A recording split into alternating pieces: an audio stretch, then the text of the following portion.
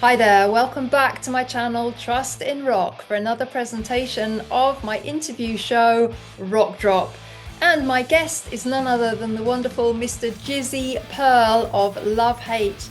Now Jizzy is back with his 7th solo album, Punk Rock Fiesta, and UK tour dates. And he's also celebrating, if you can believe it, the 35th anniversary of Love Hate's album Blackout in the Red Room, which brought them to worldwide attention and high rotation on MTV. So Jizzy and I go back those 35 years, so I've got a lot of ground to cover, but also to find out all about his new record and what he's up to in 2025.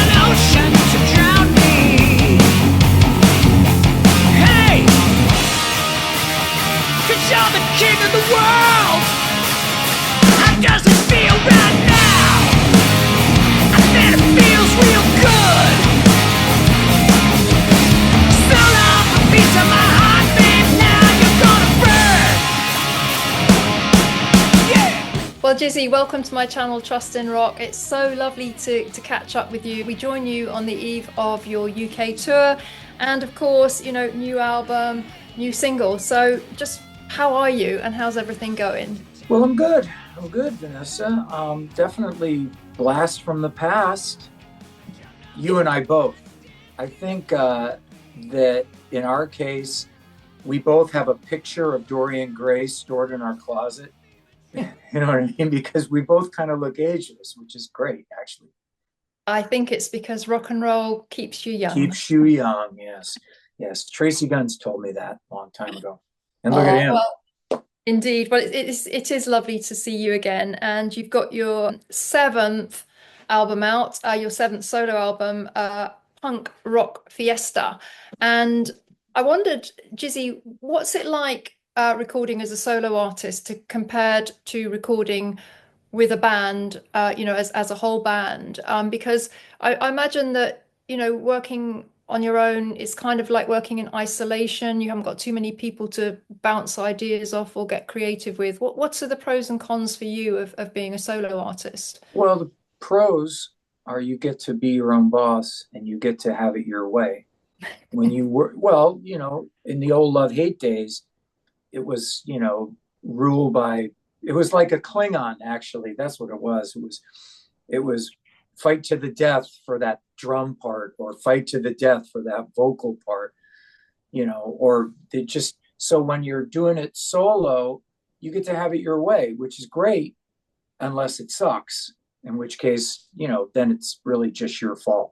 Did you even kind of play tracks to your wife? Because I know there's one track sort of mainly about her on there. Did she give you any feedback? Wives are good in that regard because a lot of times um, when you get mad at somebody and there's the keyboard right there, she's the one that stops you from, ruining everything with that horrible drunken post that comes back to haunt you, the next day. So I she gets to hear all the music before anyone else does, and she offers her opinion every once in a while, but it's we have a good relationship about like that. So she digs the new music. Indeed. Well, we're going to talk about that in a bit, but I was just going to really start with, it is hard to believe, but we're celebrating 35 years since the release of Blackout in the Red Room. And I was just wondering, how do you honor that past legacy, but still move forwards as a songwriter, musician, and performer? Because I know that you're playing Blackout in the Red Room in its entirety on your UK tour. So how do you find that kind of balance? Well, the songs haven't gotten any easier, I must tell you. Uh, they were really hard then, and they're really hard now. So the best thing that you can do is, yes, I am playing the whole record, as an homage to the 35-year anniversary. Yeah, the best you can do is to make the music sound as close as you can to the original record. You know what I mean? And that means um, making sure that it sounds good, and that people, because people listen with their eyes, and they remember it the way they remember it, just like I remember the Who's Quadrophenia, you know what I mean, or Led Zeppelin or something like that. It's etched in your mind. Mm. So that's a big responsibility. People's expectations, especially in the UK, are very, you know, powerful. And so, it behooves you to do your best when presenting this. It does, but also I imagine that you as an artist wants to move on and wants to be able to play your new tracks as well. So will you be playing any tracks from the new album on this tour? Yeah, yes, I will. Yes, I will. And you're right. For someone that's, had a legacy and a backlog of records, everyone wants to hear the hits, obviously, but for yourself, we were just rehearsing the new song today, off my new record. And it just, makes me smile when I hear it, because it's never been played before live, and I get to play it. And, you still get to have that feeling that you did when you were a kid. You know what I mean? So it's great.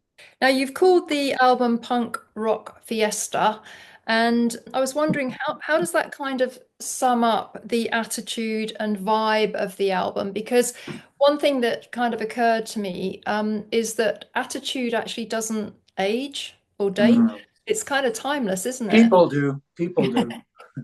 And that's funny that you say that, because as you get older as a musician, there's two roads you can go down. You can either be Billy Idol or Billy Joel.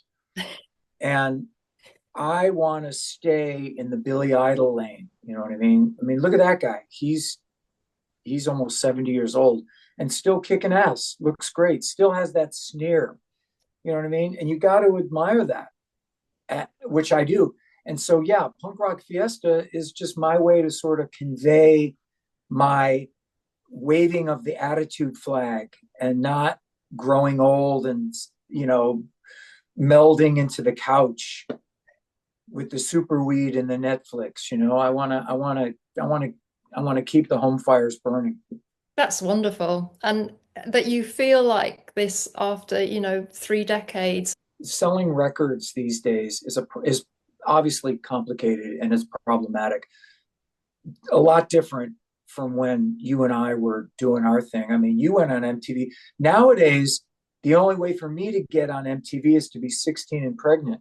You know what I mean? This is not I going to think happen. it's But really lost its way, and it did. I think it did around the time when they cancelled all the specialist music shows, and they really mhm. just dumbed it down to reality TV and, sitcoms and talent contests and things like that. And it's very sad. It had, its moment in time, and it didn't continue on actually doing what it was supposed Mhm. to do, which was music Right. television.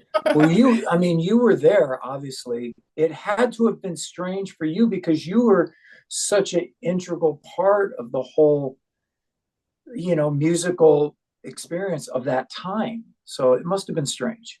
It was, and obviously it did come as a terrible shock when my program was cancelled. But I'm here like you, 30 Mhm. odd years later, and it's an interesting thing because people often talk about relevance, and before I came back, I was a bit worried about whether I could still be relevant. And then my husband said, actually, you don't need to be. You're in Mhm. your own lane.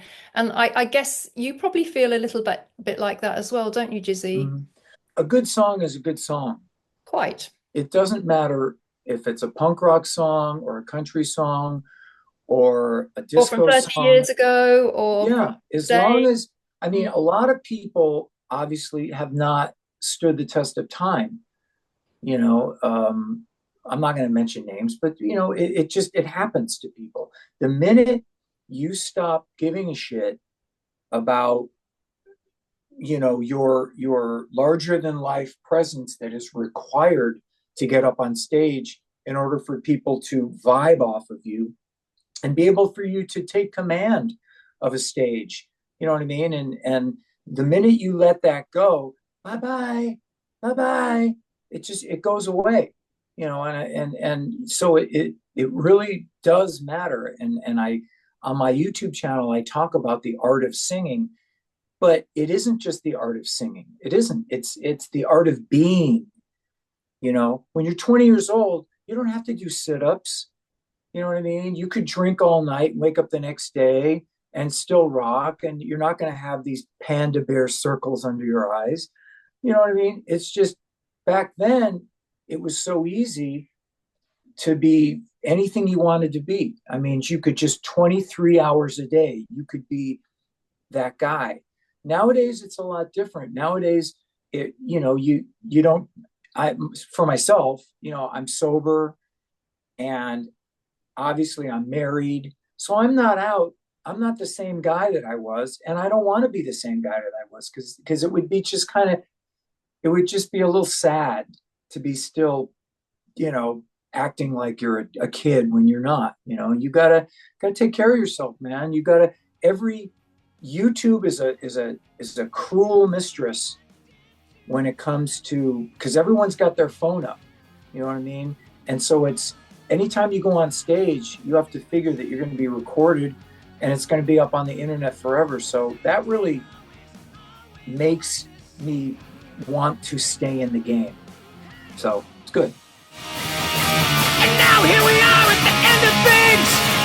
How does it feel right now? I bet it feels real good. So long, a piece of my heart, baby, now you're gonna burn. Why don't you leave me alone? It's all a bit too much. Don't know why I loved you, but you're gonna burn. Yeah.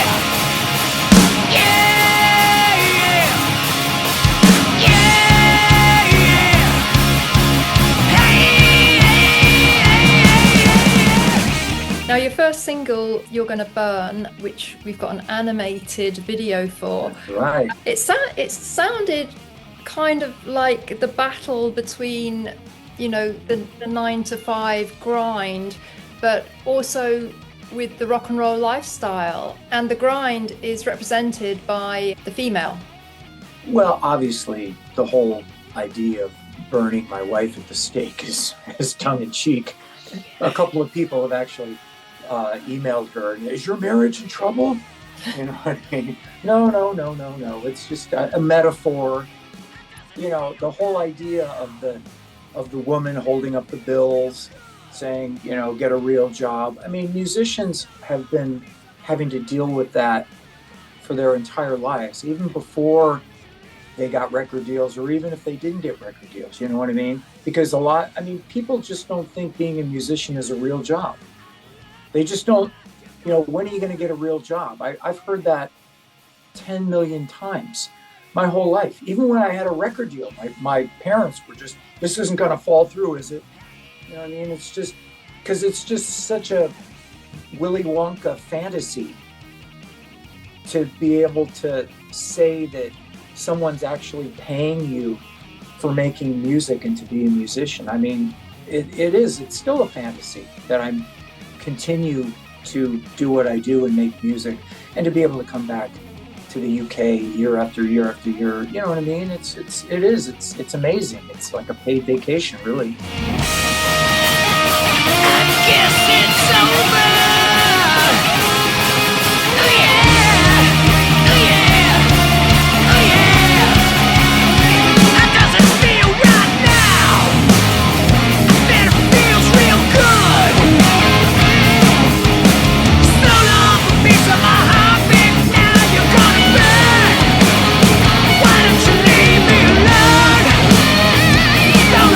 Too much.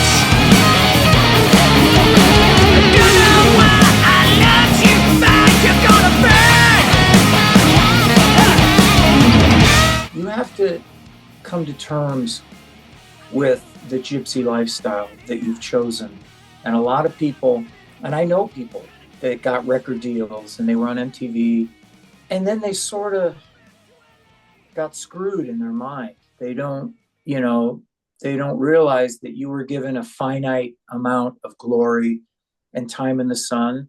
And you got to appreciate what you did get, not what you didn't get. Because people ask me all the time, aren't you bitter that Love Hate didn't sell millions of records? I'm really not. I'm really not. You got to be happy for what you did get at the end of the day. And we got so much. We got so much of the hammer of the gods in so many ways and so many amazing life experiences and stuff like that. So I'm happy. Wise words indeed.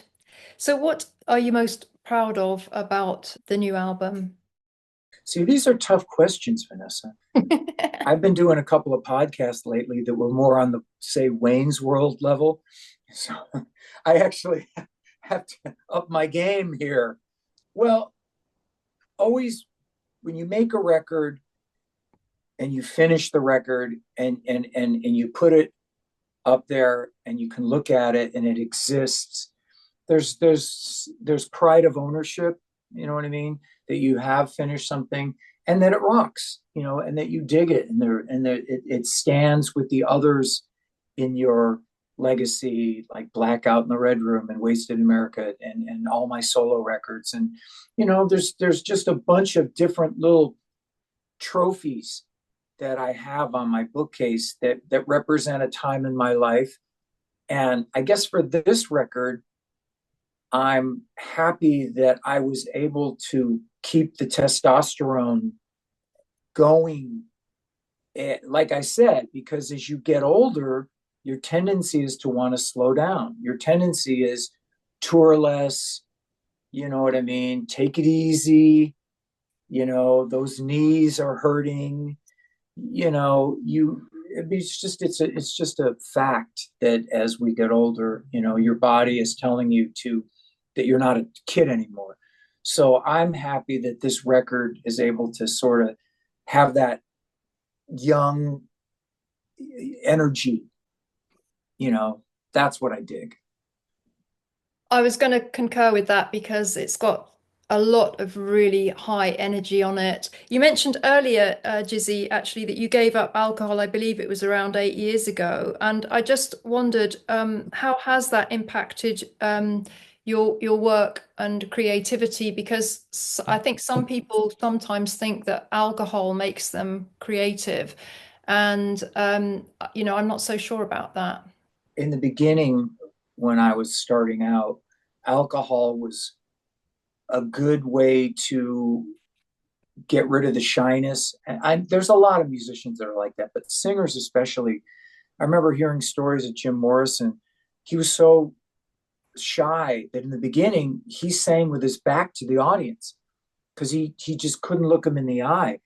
And speaking for myself, when we first started to tour and we were kind of thrust into this position of having to rock on an arena level, alcohol definitely gave me the bravado that sometimes, I thought was positive. And I guess it was positive, but, after a certain point, it does get in the way.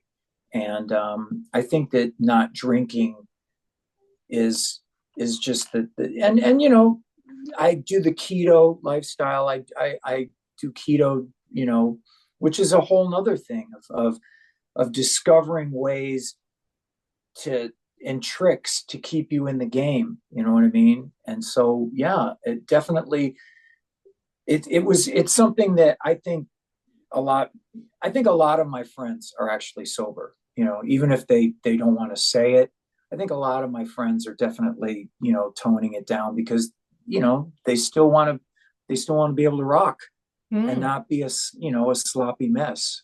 I actually first came across you in recent times, Jizzy, via your YouTube channel, J Pearl TV, and I was just really excited to see you again and see what you were doing with your channel, because it's really you, just with the kind of stream of consciousness, what's on your mind, the kind of topics that you want to talk about. Have you used the channel to help kind of build up to the album a little bit?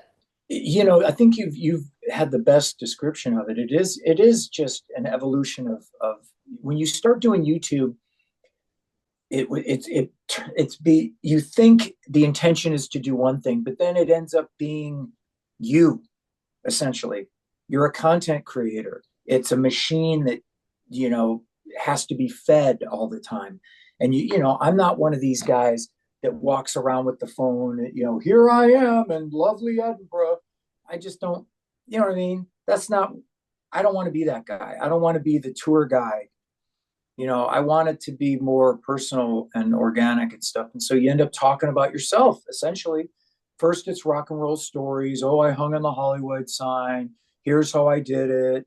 And then it's, this is how I write a song, or this is how I don't lose my voice after touring. And it ends up just becoming an extension of yourself. You'll see, once you start doing it, you'll find yourself getting more, opening up more, you know what I mean? Because it just, that's the nature of YouTube. Yeah, I get that. And I think it's interesting because I use the photos on my phone as a diary. Mm-hmm. That's how I record what I've done over I've had them now since I think 2013. I've been had the photos on my phone. And your YouTube channel is a bit like a diary of your life. And Mm-hmm. it's going to be there in perpetuity, which is quite an exciting thought, isn't it? It's weird. I did a video 6 months ago when my dog passed away, Oh, I'm so and sorry. it was awful. Our French bulldog had cancer, and we'd had it since she was a puppy, and I kind of struggled with the idea of talking about it on YouTube. I thought, this is a little too personal. This isn't got anything to do with rock and roll, or you know what I mean, or anything like that. It's really opening yourself up. And so what happened is when we took care of her, and all that business, I wrote it down, and I thought, just to have it as sort of a diary, if you will. And then I did the video, and it has gotten thousands of comments because everyone is in the same boat. You know what I mean? Everyone has had to do that with their dog, with their family member. You know what I mean? And it really, it touched me, because I didn't, you know what I mean? Because you're connecting with people on a whole different level. It isn't just, check me out, I'm the rock singer. This is, hey, this shit happens, and here I am. Well, I really appreciate, you telling me that, and I totally feel for you losing your precious dog. I've actually lost my precious cat in January, and I'm still absolutely gutted by it. And it's interesting, Jizzy, that we would never have touched on this topic 30 years Mm-hmm. ago on Headbangers Ball, and I think it's healthy that we are touching on these topics, because they affect everybody, as you say, and sometimes, hearing somebody else talk about it can help you if you're struggling, because you know that other people Mm-hmm. understand how you feel. Yeah, I mean, again, I've been sober for 8 years, but I don't tell other people what they should do with their lives. I mean, if you want to, I don't tell people that they should do keto. I mean, it's I don't I'm not a preacher in that sense. I just give an example of how I do things, and stuff like that. And I just think that musicians should take more responsibility these days. When you and I were doing our thing, there was no internet. You know Nope. what I There mean? was no email, there was no mobile phones. There was no Wikipedia. You could lie about your age. I mean, there was no intrusiveness of the internet. Everybody knows everything about everybody, or wants to know everything. You know what I mean? And it does get a little crazy sometimes, because where's the mystery? Where's the imagination come in when anyone can look on Wikipedia and go, oh, I can't believe born in Chicago, Illinois, huh? You know what I mean? It is kind of weird, but you got to roll with the times. You know what I mean? You got to roll with the times and deal with certain aspects of 2025, which aren't, going to change. So as we close this out, Jizzy, you've got your UK tour for the next couple of weeks at the time of the recording of this interview. What do you have planned for the rest of good old 2025? Well, I sing in the band Quiet Riot Yeah, I remember, yeah. in the States, and we tour incessantly. I mean, we tour a lot, and that's every single weekend. So it's very, very busy schedule. But with the Love Hate, I get to do certain pockets of gigs. I'm going to play the Whiskey with my band, and you know what I mean? And I get to do selected things. I get to keep the Love Hate flag going with the new music, with the Punk Rock Fiesta, and with the selected gigs. And then I go do my, other job, which is singing for Quiet Riot. So I'm going to be busy Jizzy. Well, it's such a pleasure to catch up with you again and to see you looking so well. And things have changed so much since our day, and in some ways for the better, in some ways maybe maybe not. But one thing that we both know is that there's always going to be change, and you either kind of lean into it or maybe you don't. But it's great to see that you're on such amazing form, Jizzy, and thank you so much for supporting my channel, Trust in Rock, because I have tried to ask some more kind of in-depth and challenging questions to peel back those layers, even if it Well, sometimes feels a little bit uncomfortable. no, it isn't that. It's that you come from a different. I was interviewed for Classic Rock the other day, and he came from the same generation as you and I, and it was just intelligent chat.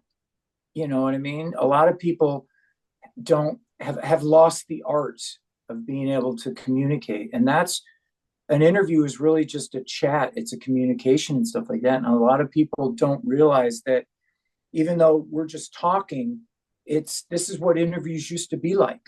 You know what I mean? Back in the day, they weren't sound bites. You know what I mean? They were real, hard hitting journalism. And but it's good to see you. It's good to see that that you're still there and doing your thing and kicking ass. I will That's put right. a link to all of Jizzy's activities because we haven't covered everything. We haven't had the time to, but obviously you've got some books and you've got your own website and you've got all your social media and your YouTube channel. So I'll put all the links below, and do go and connect with Jizzy via all of his socials. You're going to learn. You're going to have to tell people to subscribe over and over and over and over again. And it becomes annoying, but you have to just keep telling them. Subscribe. That's right. Get a big subscribe placard around your neck. All right. Thanks, Vanessa. Well, I do hope that you enjoyed that interview with the wonderful Mr. Jizzy Pearl. I sure did, and the years just seemed to melt away, and we were right back chatting away. And it was interesting that Jizzy noted that he preferred the more kind of conversational, in-depth interview than being expected just to come up with sound bites. So I would really appreciate your feedback on that in the comments. Can you let me know what you thought of the interview? What did you take away from it? And I'll be watching that with great interest. And as some of you know, I do answer every single comment on my channel because I really do appreciate your support. So please do, as Jizzy said, subscribe. And smash that notifications bell, hit the like button, and do all those YouTubey type things because you are supporting my more than metal content and I need your support. So I'll see you next time on Trust in Rock. But until then, you know what to do. Keep it heavy. Some kind of Greek tragedy or something. Go back to LA.